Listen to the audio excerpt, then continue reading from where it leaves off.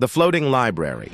In the lowlands of Sulawesi, where torrential rains turn dirt roads into rivers and villages become islands overnight, one thing often disappears first: school.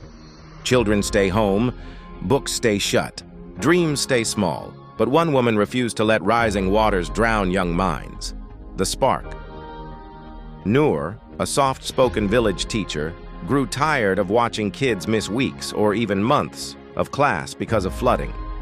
She had no formal library, no budget, and no paved roads. But she did have an old wooden canoe.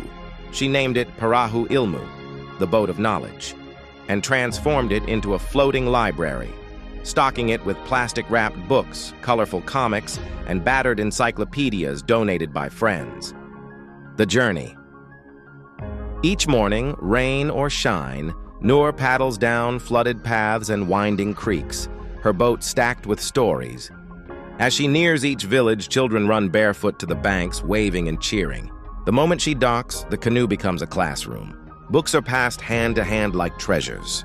Kids sprawl on tarps, reading aloud in Bahasa, pointing at pictures, sounding out new words. Sometimes they write letters to characters.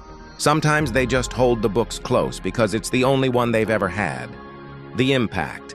Thanks to Noor's canoe, dozens of children now read regularly, some for the very first time. Local elders have begun contributing stories of their own, turning the boat into a floating archive of both knowledge and culture. One child, Putri, age 10, once said, "When the floods come, we lose everything. But the boat always brings something back: the triumph." Noor's project is now gaining attention across Indonesia. With new donations, she's building a second canoe to reach even more isolated villages. Volunteers help laminate books. Local teens take turns paddling. The message is simple but powerful.